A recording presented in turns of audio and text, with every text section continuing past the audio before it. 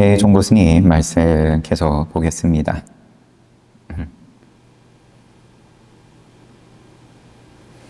상당설법 상당하여 주장자를 들어 아래로 한번 내리쳐 세우고는 대중을 불러 말했다. 들리냐? 다시 주장자를 집어들고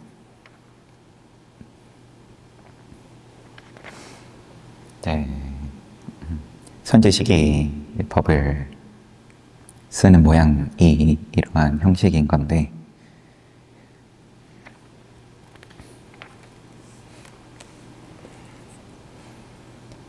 주장자를 집어들으신 다음에 관세음 보살이 왔는데 나의 주장자 위에서 제잘 말하기를 모든 행위는 무상하니 항상하지 않으니 이것이 생멸법이다. 생멸법이 멸하고 나면 정멸이 나타난다. 요거는 대반열반경에 나오는 계속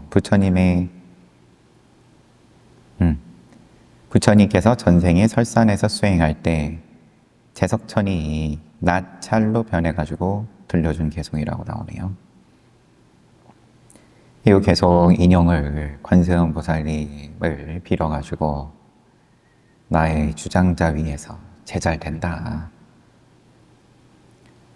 그러고는 수미산을 손바닥 위에 들어 올리고는 관세음 보살이 바늘귀 속에서 그네를 띈다.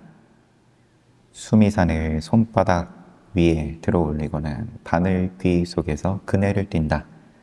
비록 즉시 이렇게 철저히 본다고 해도 오히려 주장자에 비하면 10만 8천리는 떨어져 있다.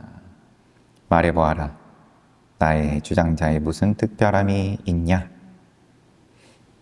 주장자를 내던지고는 반푼의 가치도 되지 못한다.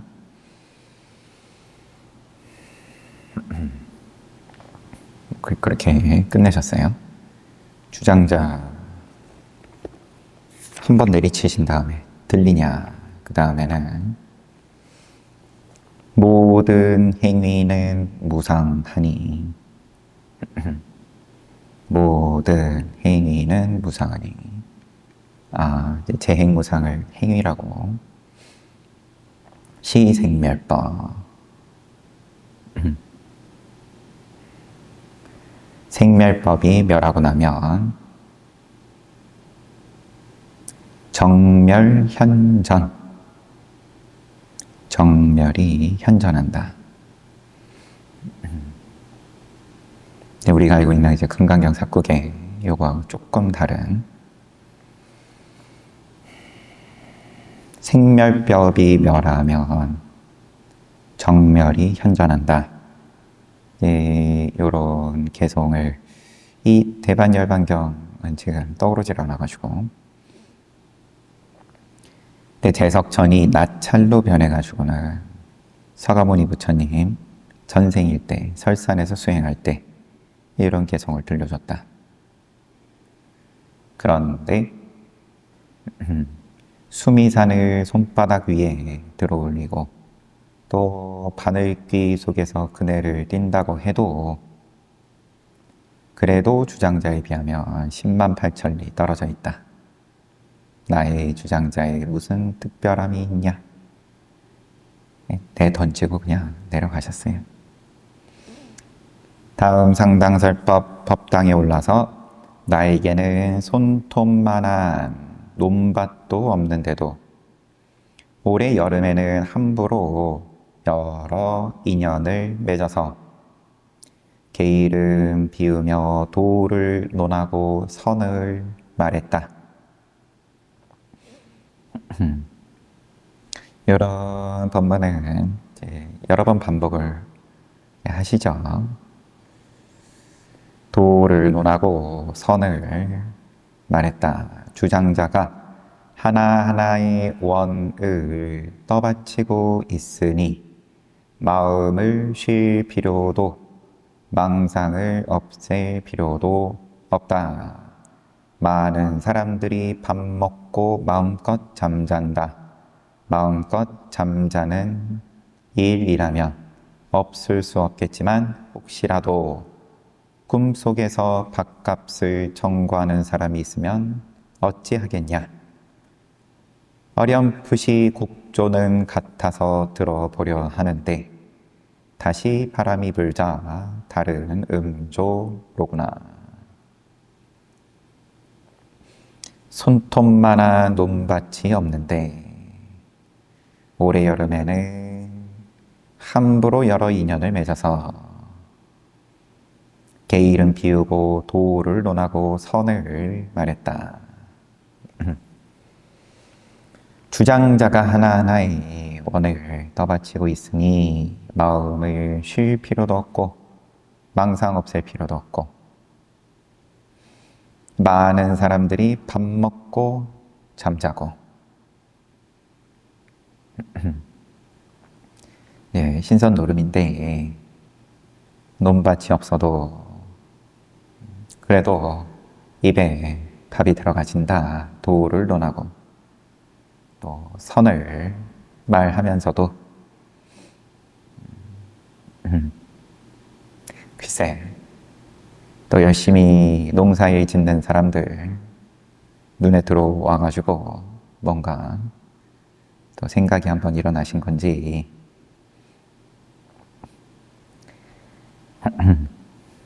여튼 마음을 쉴 필요도 망상을 없앨 필요도 없다.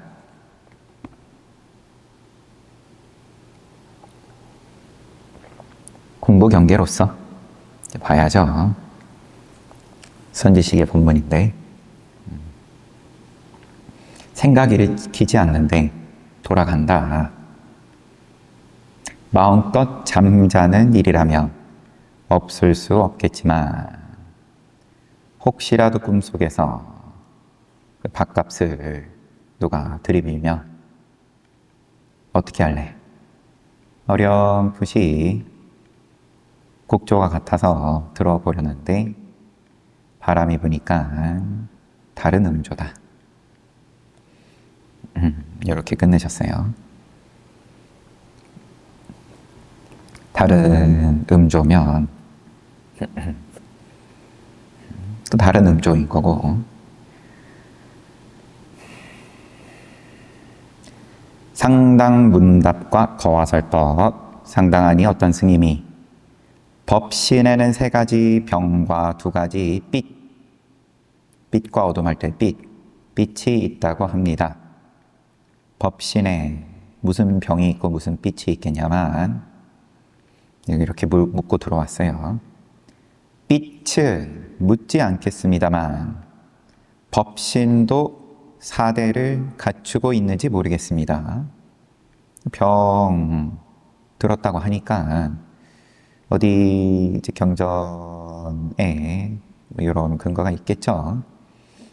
4대 법신이 지수화풍 모양으로 이루어진 것이 아니라고 늘 배웠는데 병들 모양이 어디 있다고 병을 얘기를 하는지 모르겠습니다. 대스님이 갖추고 있다.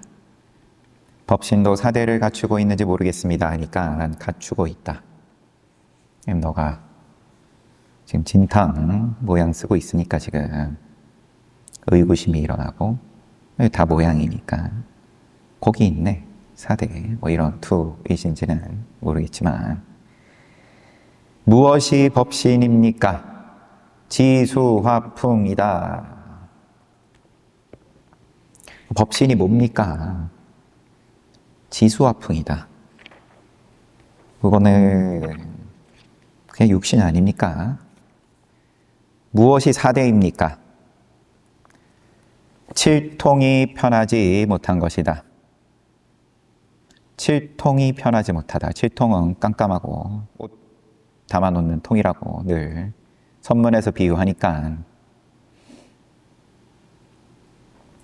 법신은 향상인데도 위를 늘 향한다. 다시 일이 있습니까? 다시 일이 있습니까? 단지 향하에 알맞을 뿐이다. 스님이 묻는 거에 따라서 지금 계속 거꾸로 법신도 그러면 뭐 병이 든다는 소리는 뭡니까?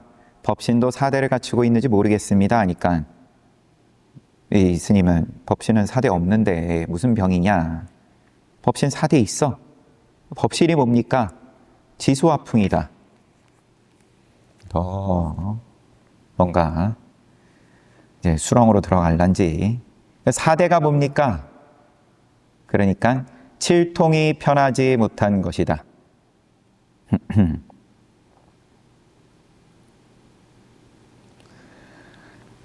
칠통은 온나무에 진액을 넣는 통이고 깜깜해서 아무것도 알 수 없다는 뜻인데 이제 경책할 때 쓰거나 이 칠통 같은 놈아 아니면 타파 칠통, 칠통 타파 이럴 때는 이제 화두를 마주해서 깨는 이제 그런 뉘앙스가 조금 다른 이제 두 가지를 지금 소개를 해놨네요. 무엇이 사대입니까? 그러니까 칠통이 편하지 못한 것이다. 그러면은 여기서는 이렇게 화두와 같은 이제 은산철벽을 마주했을 때와 같은 의미에 더 적합한 걸로 보입니다. 그러라고 주석을 달아놓은 걸로 보이고요. 그렇게 보라고. 너가 지금 궁금해하고 그 의구심이 불편함이 그게 사대지. 뭐가 사대겠냐? 법신은 향상인데도 다시 일이 있습니까? 이제 뭐 뒤죽박죽이겠죠. 이 마음이야. 법신, 자기가 알고 있던 법신에 대해서 하나같이 다 거꾸로 얘기를 하시니까 향상인데 다시 일이 있습니까? 향상을 또 갖다 붙이니까 또 향하로 말씀하시는 거고, 이어서 인용하여 어떤 스님이 조주에게 묻기를 어떤 것이 본래부터 있는 사람입니까? 라고 하니까 조주 스님이 모든 불보살이다 라고 했다. 어떤 스님이 조주에게 어떤 것이 본래부터 있는 사람입니까? 본분인 이 뭡니까? 모든 불보살이다. 대스님이 대단한 조주도 원래 간이 작구나. 그럼 딱 들어맞을 만한 모든 불보살님이 뭐 근본 자리에 대해서 묻는 거에 대해서 모든 불보살님이다. 조주가 간이 작네. 만약 어떤 사람이 나에게 어떤 것이 본래부터 있는 사람입니까? 하고 묻는다면 출래인 이 누구냐라고 묻는다면 나는 그에게 더러운 돼지요 옴 개다라고 말하겠다. 그가 만약 경산의 혀는 이렇게 자지하구나라고 한다면 그러면 뭐 또 거기에 대해서 찬탄을 하든 긍정을 하면 나도 그대가 칠통인 줄 안다고 답하리라. 부정을 하는 건 뭐 말할 것도 없고 내가 하는 소리에다가 또 맞장구를 치면 그럼 네가 칠통이다.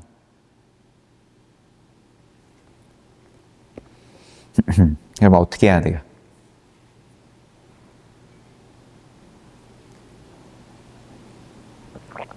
차라리 솔직하게 이렇게 모르겠다고 계속 묻는 이 스님만 못하다.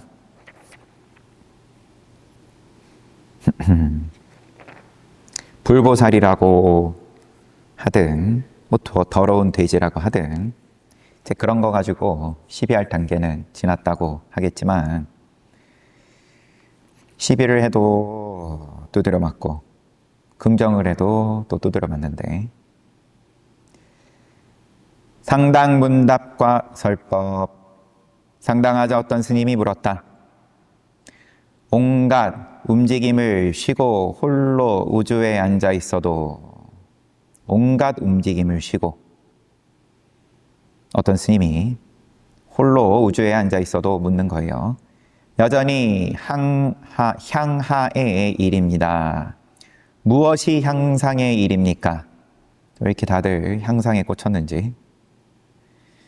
당연히 이제 부처 바라는 거고 부처에 대해서 뭐를 기대를 하든 간에 향상이다. 물러나지 않겠다. 나는 조금도 이제 중생을 벗어나겠다. 탐진치를 끊고 향상하겠다. 무엇이 향상입니까? 대스님이 어리석은 사람 앞에서는 꿈 이야기를 하지 말아야 한다. 잘못 이야기하면 비유로 내지는 방편으로 하는 소리들을 또 그대로 받아들여서 더 어지러워지고 더 거꾸로 가더라. 이런 말씀인 거죠. 아유, 저놈이 또 저러네.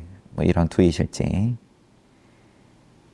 이 스님이 노스님의 세치현은 아주 빈틈이 없군요. 대스님이 여러 사람의 눈을 속이기는 어렵구나. 또 한 발 빼시는 것처럼 이 스님이 예컨대 어떤 승려가 동산에게 묻기를 어떤 것이 부처입니까? 하니까 동산은 마삼근이라고 했는데 또 어떻습니까? 마삼근, 제 유명한 공안이 있죠. 부처를 모르니까 마삼근이다. 대스님이 대붕은 날개를 펼쳐 10줄을 뒤덮는데 10개의 줄을 뒤덮는데 여기서는 지금 주석에 신선이 살고 있다는 10개의 섬 조주, 영주, 현주 쭉 이렇게 여기서 10주는 온 세계를 가리킨다. 대붕이 봉황이 날개를 펼쳐가지고 10주를 뒤덮는데 울타리 곁에 물건들은 공연히 제잘 씨부린다.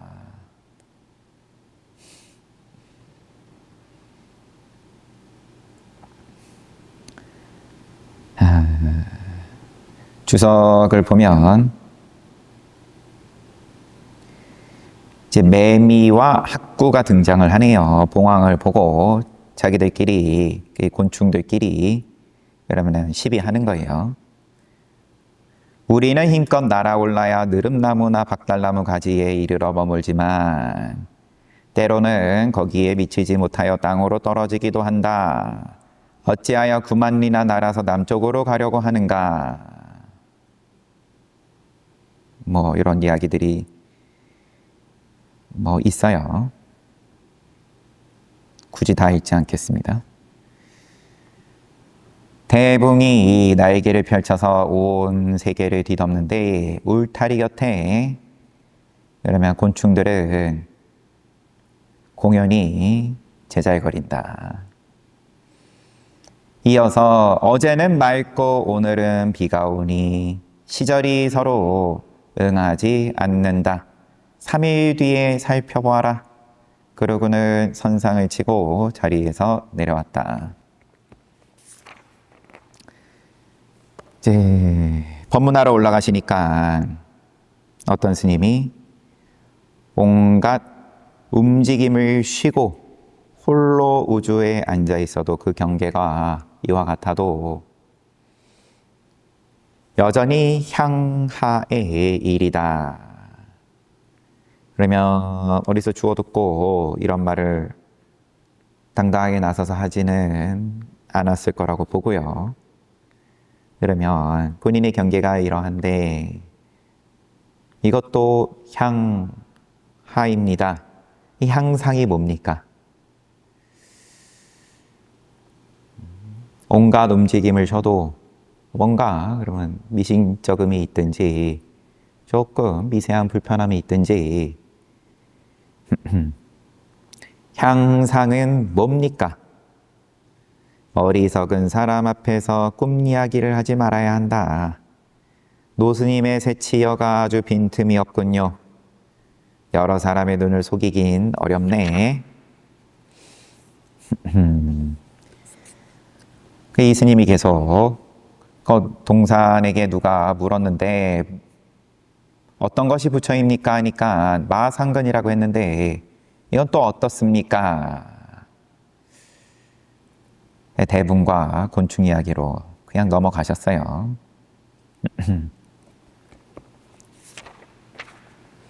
그러고는 어제는 맑고 오늘은 비가 오니 시절이 서로 응하지 않는다. 3일 뒤에 살펴보아라. 오늘은 영 아닌가 보네. 그만하자. 그러고는 내려오셨다. 저희 배터리 좀 부탁드려요.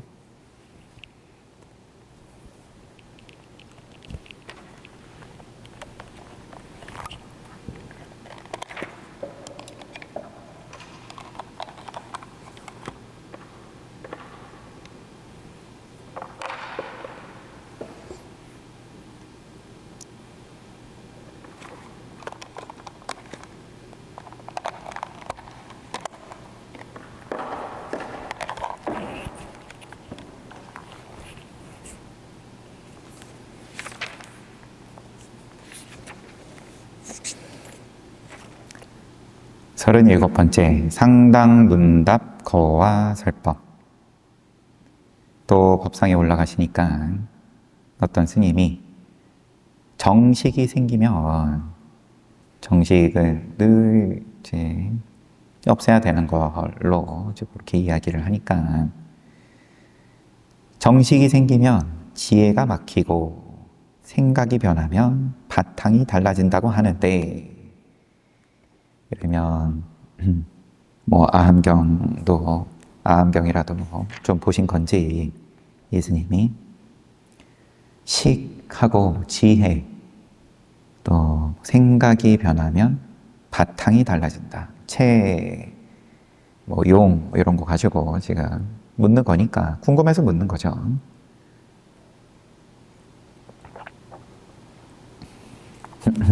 또 한 대만 얻어맞을 그럴 질문이기는 하겠지만 모르는 것도 아닐 테고 이 스님도 대종고 스님 성품에 대해서 근데 본인이 궁금한데 얻어맞는 건 얻어맞는 거고 그래도 난 물어봐야겠다.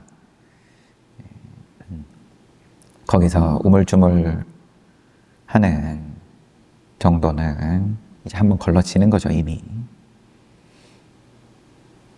대스님이 원래 한 개 밥자루로구나. 그냥 이제 가죽 포대네. 밥만 밥때 되면 공양 종 치면 와가지고 입에는 잘 들어가더니만 원래 그냥 밥자루였네. 뜻이 무엇인지 모르겠습니다. 저는 진짜 몰라서 뭐 밥자루는 밥자루인 거고 좀 알려주십시오. 막혔구나. 또 이어서 주장자를 집어들고 인용하여 말했다. 삼성이 말했다. 나는 사람을 만나면 나가고 나가면 사람을 위하지 않는다. 어디서 근래 한번 또 봤었죠 우리가. 그러니까 거기에 대해서 흥화전장 스님은 거꾸로 뒤집어서 얘기를 하고 대스님은 또 바꿔가지고 얘기를 했었죠. 삼성 해연 스님이 나는 사람을 만나면은 나가고 나가면 사람을 위하지 않는다. 아래로 한번 주장자를 쿵 내리쳐 세우고 대스님께서 도적의 몸이 드러나 버리면 놓아주고 싶어도 놓아줄 수가 없다. 다시 인용을 흥화가 듣고서 말했다. 나는 사람을 만나면 나가지 않고 나가면 바로 사람을 위한다. 다시 주장자를 한번 쿵 내리치고 이미 드러난 도적의 몸을 놓아주어서는 안 된다. 무릇 종사가 옳고 그름을 판결하는 것은 종사가 옳고 그름을 선지식이 판결함에 있어서 사람의 안목을 열어주고자 하는 것이니 옳고 그름이 그러면은 귀결점이 어디에 있냐? 법전에 쓰여 있는 대로 너는 요만큼 잘못했고 몇 대 몇이다. 근데 또 왜 하냐 그거를? 안목을 열어주려고 하는데 종사, 삼성스님이든 흥화존장이든 이런 판결이든 사람 만나면 나가버리든 아니면 안 나가든 다 안목 열어주고자 하는 건데 맹목적으로 칼을 씌우거나 이제 그 우리 죄수 목에 차는 칼 방망이를 휘둘러서는 안 된다. 맹목적으로 말해보아라. 이 두 노인에게 무슨 허물이 있는가? 이 말씀만 보면 삼성스님 얘기하는 데다가는 도적의 몸이 드러나 버리면 놔주고 싶어도 놔줄 수가 없다 그러시고 흥화스님 말씀에는 이미 드러난 도적의 몸을 놓아줘서는 안 된다. 이놈도 도적이고 저놈도 도적이고 그런데 삼성이든 흥화든 아니면 대스님 스스로에 대해서든 맹목적으로 칼을 씌우거나 휘둘러서는 안 된다. 주장자를 내던지면서 용과 뱀을 쉽게 구분할 수 있어도 용과 뱀은 쉽게 구분할 수 있어도 납자를 속이기는 어렵다.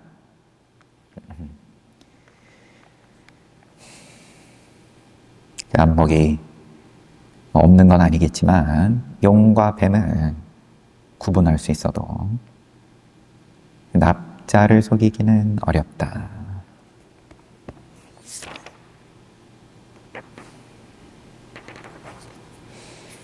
앞에 질문을 했던 스님은 정식이 생기면 지혜가 막히고 그러면 정식이 생기게 하지 않기 위해서 고민을 하겠죠. 어떻게 해야 정식이 일어나면 나는 수행을 잘못했네. 다른 사람이 정식을 일으키는 모양 보면 쟤는 수행을 잘 못하네. 시종일관 숨만 쉬어도 정식이다 그러면 그럼 어떻게 하겠어요? 숨을 멈춰도 정식이다.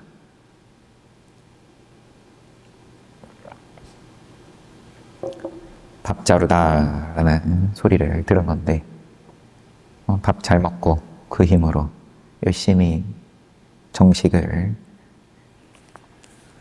내뿜고 앞에 매미하고 학구 곤충들끼리 제잘제잘 씨부린다 그러셨는데 비하의 한자 표현이겠죠.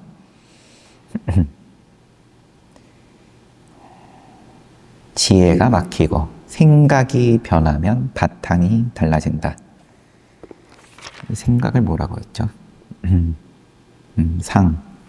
상이 변하면 생각상자 그럼 바탕이 달라진다.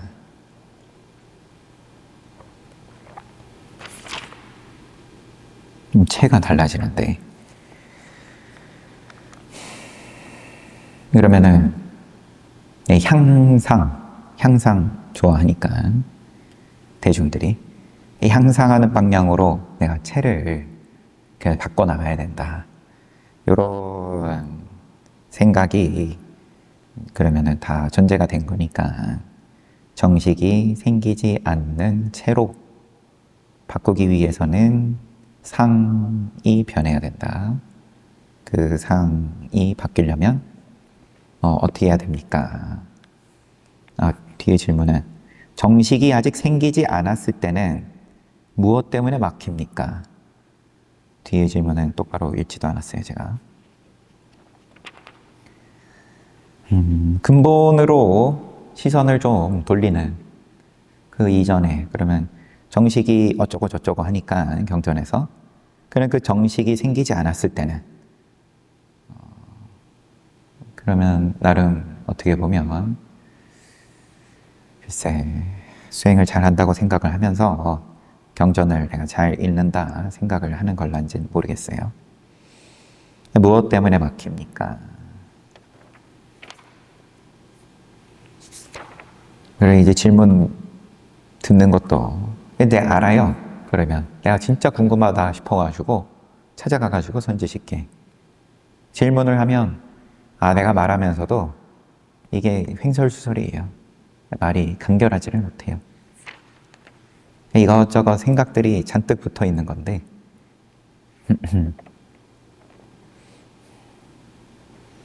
그러면은 뭐 이걸 가지고 정식이 뭐고 뭐 지혜가 뭐고 체가 뭐고 그러고 있겠습니까?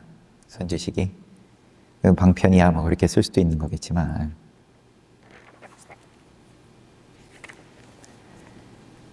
상당 거화설법 법당에 올라 인용하여 말했다. 법상에 올라서 어떤 스님이 동산에게 물었다. 추위와 더위가 다가오면 어떻게 회피합니까? 어찌하여 추위와 더위가 없는 곳으로 가지 않는가? 왜 회피하지 않지? 어떤 것이 추위와 더위가 없는 곳입니까? 나름 그러면 이제 질문을 조금 바꿨어요. 아니 스님 그게 아니라 저도 그러고 싶죠. 그러니까 거기가 어디입니까 그러면? 추울 때는 스님을 매우 춥게 하고 더울 때는 스님을 매우 덥게 하는 것이다. 이열치열 같은 말씀을 하시니까 다시 스님이 한 노숙에게 물었다. 다른 스님한테 가서 물은 거예요. 여기서 이 노숙은 이제 구체적으로 있네요. 무주, 조산, 해, 하, 료, 오 스님이라고 나와 있어요. 시절이 이렇게 더우니 어디에서 더위를 피합니까? 노숙이 끓는 물과 시뻘건 숯불 속에서 더위를 피한다. 끓는 물과 시뻘건 숯불 속에서 어떻게 더위를 피합니까? 모든 고통이 도달할 수 없는 곳이기 때문이다.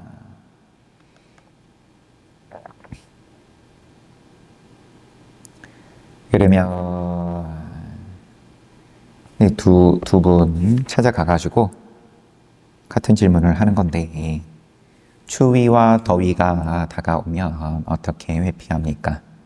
추위와 더위에다가 뭘 갖다 넣든 간에 괴로움을 적당한 괴로움이면 적당한 추위와 더위면 또 그러려니 하고 살겠지만 몸이 있는 이상 추위와 더위를 피할 수 없는 노릇이고 그러면 이제 깨달음에 대해서 묻는 거고 당연히 어째서 추위와 더위가 없는 곳으로 가지 않지? 어디가 그렇습니까? 추울 때는 스님을 매우 춥게 하고 더울 때는 스님을 매우 덥게 하는 것이다. 여기 주석이 달려 있어요. 추울 때는 스님을 매우 춥게 하고 할 때 여기 동산 스님이 찾아와서 묻는 스님한테 하는 대답인데 이 스님이란 단어가 고승, 스승, 그냥 스님이 아니라 굉장히 높이면서 이야기를 했던 모양이에요. 거기서는 더 뭔가 묻지를 못한 건지, 딴 스님한테 가가지고는, 노숙한테, 시절이 이렇게 더우니 어디에서 더위를 피합니까? 좀 더우셨는지, 대스님이. 한참 여름인지 지금. 시절이 이렇게 더우니 어디에서 더위를 피합니까? 그 노숙이 끓는 물과 시뻘건 숯불 속에서 피한다. 그 속에서 어떻게 피합니까? 그러니까 모든 고통이 도달할 수 없는 곳이기 때문이다. 그러면 어떤 세상에 이제 그런 윤리의 입장으로 상식으로 받아들인다고 꼭 틀린 건 아니겠지만, 그러면 피하지 말고 마주해라. 그런 말씀인가 보네. 하지만 그렇게 받아들여서 깨달았다 그러면 또 이익이 있는 거겠지만, 인용은 여기까지 하시고, 대스님이 두 노숙은 한 사람은 추위와 더위 속에서 손을 놓고 있고, 한 사람은 추위와 더위 밖에서 손을 놓고 있다. 이러나 저러나 손 놓고 있네. 추위와 더위 속에서 손을 놓고 있는 사람은 추위와 더위의 모습이 있음을 보지 못하고, 추위와 더위의 밖에서 손을 놓고 있는 사람은 온몸이 곧 추위와 더위이다. 내가 이렇게 말하는 것을 여러분은 분명히 이해하겠느냐? 분명히 이해한다면 남쪽에는 천태산이요 북쪽에는 오대산이다. 분명히 이해하지 못한다면 오늘 더위가 어제와 같구나. 이렇게 또 끝내셨어요. 그러면 여기 동산 스님에게 물은 동산 스님이 대답하신 게, 그러면 추위와 더위 속에서 손을 놓고 있는 거고, 또 두 번째 스님 노숙은 밖에서 손을 놓고 있는 건가? 아니면은 뒤집어서 봐야 되나? 그러라고 이런 말씀하신 건 당연히 아니겠지만, 이렇게 이야기를 하면 어젠가 봤던 거죠. 짝 이야기가. 한 짝, 또 하나는 한 짝이 되지 못하고 둘은 한 쌍이 되지 못한다. 나란히 이야기를 하면 대번에 선을 이어가지고 요게 요거고 저게 또 저렇고 그림 그리는 거니까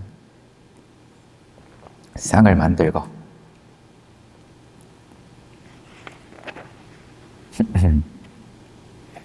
이해했으면 남쪽엔 천태산, 북쪽에는 오대산. 이해하지 못하면 오늘의 더위가 어제와 같네.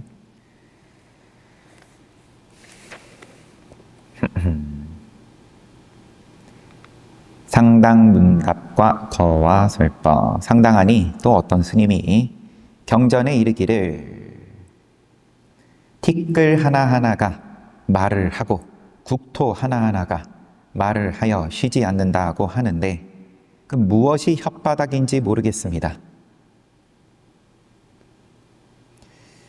이 무슨 소리입니까? 그냥 조금 다듬으면 혀가 있어서 말을 하니까 그럼 소리가 어디서 납니까? 티끌 하나하나가 삼라만상이다. 그럼 자기 주장하는데, 대스님이 선상에 오른쪽 모서리를 손바닥으로 한번 내리쳤다. 오른손잡이신가요? 오른쪽은 앉은 자리에서의 오른쪽인지 법문 듣는 대중들 기준의 오른쪽인지. 이 스님이 가타부터 말도 없이 그냥 이렇게 한번 내리쳤어요. 세존은 말하지 않고 말했고 가섭은 듣지 않고 들었군요. 정말 목구멍까지 차오른 사람이 알고 싶어서 질문을 했을 때 이런 소리도 과연 나오겠냐 싶죠.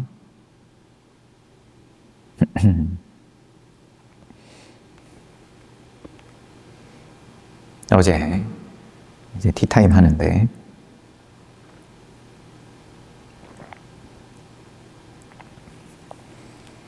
무슨 얘기였더라. 부처님 사리가 서울에 무슨 또 친견하는 행사를 하는지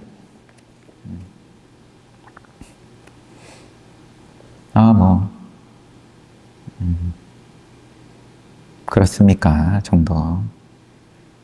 그 얘기를 이제 한 번 하고 두 번 하고 계속 이어지는 거죠.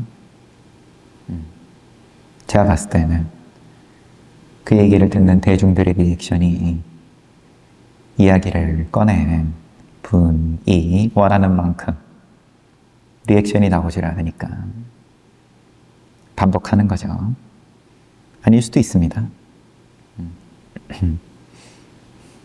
그럼 그대로 계속 반복하라고 내버려둘 수도 있고 한번 끊고 갈 수도 있는 거고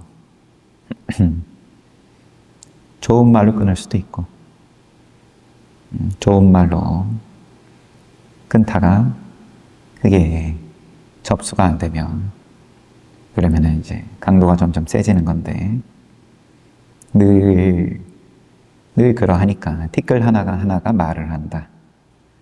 국토 하나하나가 말을 한다. 입을 벌렸든 다물었든 간에 다 자기 주장하는 거니까 그 힘으로 우리가 몸뚱아리도 유지되는 거니까 안 그러면 진작에 4대가 말 그대로 지수화풍이 원심력이 없으면 그 정도 원심력 없으면 흩어진 거니까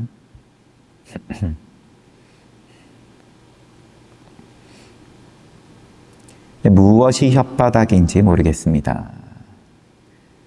선상의 오른쪽 모서리를 손바닥으로 한번 내리쳤다. 그랬더니 또 자기 식대로 이 스님은 그러면은 부처님께서 말로 하지 않으면서 말했고 가섭은 또 그것을 듣지 않음으로써 들었군요.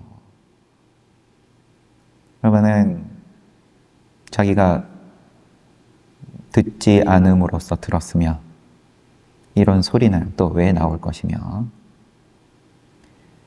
대스님이 선상의 왼쪽 모서리를 손바닥으로 한번 내리쳤다. 반대쪽을. 오늘은 이 스님이 오늘은 명령이 헛되이 행해지지 않는다는 것도 아십시오. 오늘은 명령이 헛되이 행해지지 않는다는 것도 아십시오. 오늘은 또 왜 붙죠? 언제는 명령이 헛되이 행해진 적이 있냐? 늘 인과가 티끌 하나 아니면 말 한마디가 다 기록이 남는 거고 그럼 거기 맞춰가지고 인과가 흘러가는 건데 그러면은 그게 어디 행위 봐주고 봐주지 않고 이 스님이 말하는 투가 한국어로 지금 번역이 된 투만 보자면 오늘은 제가 봐줍니다. 그런 느낌이 들게끔 지금 이야기를 한 건데 어떤 좋음과 나쁨을 아느냐?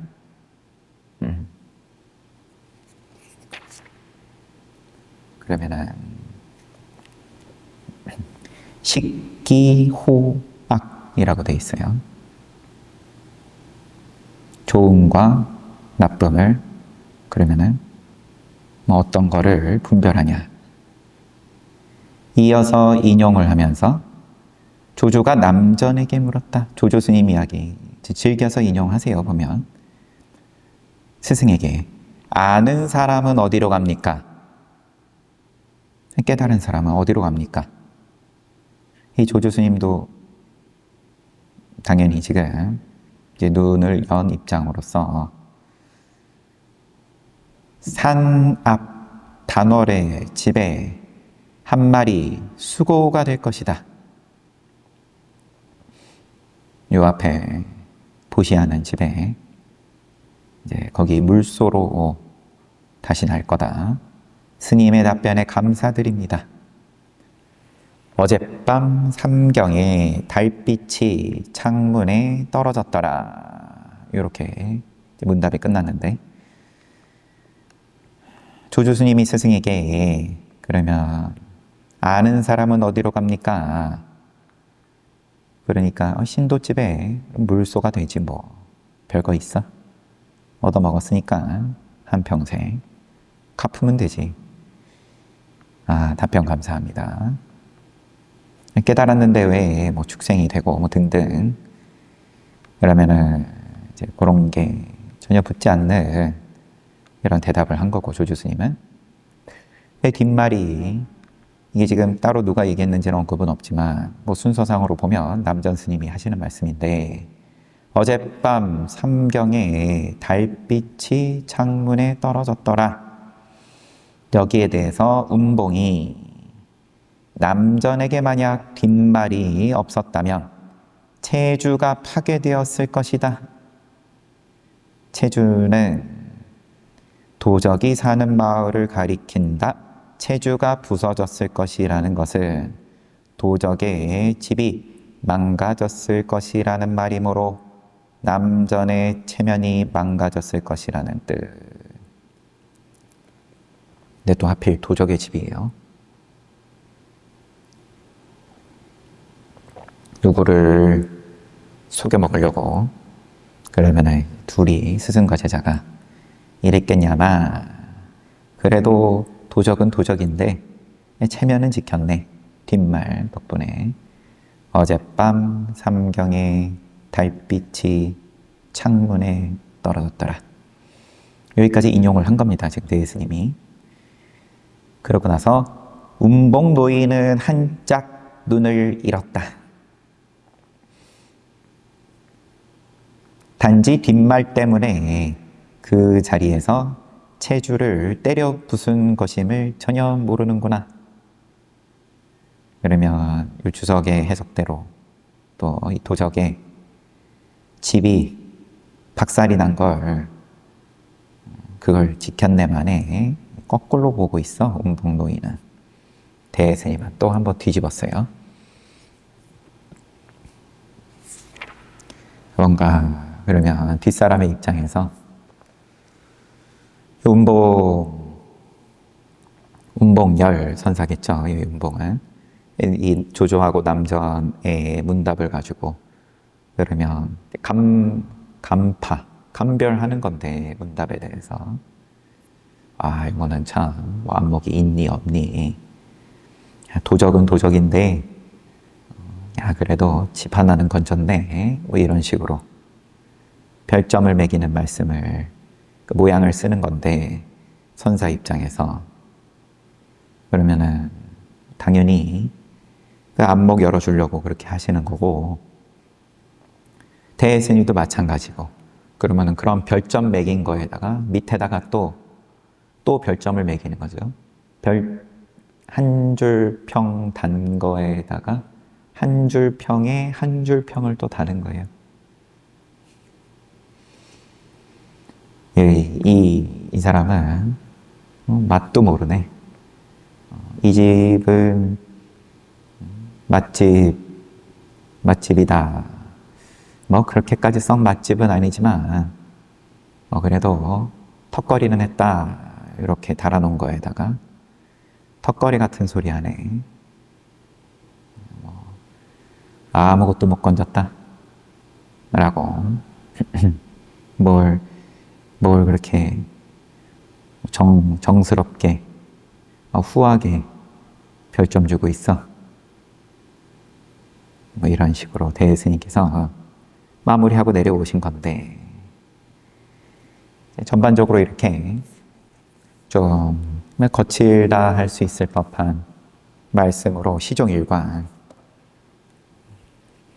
법을 쓰시는 중인데, 이러면 이제 문자로 지금 옮겨놔서 그렇지만 분위기는 더욱 이제 눈앞에서 칼이 날아다니는 분위기가 아니었을까라고 짐작은 하지만, 뭐 그것도 두나면, 익숙해져 버리고 나면, 처음에야 뭐 정신없고 그러다가도 그것도 자꾸 겪으면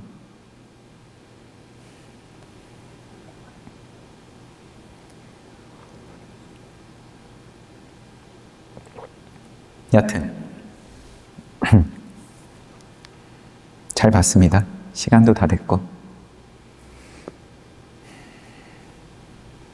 한두 마디 더 한다고 저도 갑자기 안목이 바뀌고 여러분들도 그러하고 이제 그 정도 욕심부릴 시기는 지났으니까 그럼 또 쉬었다가 정진합시다.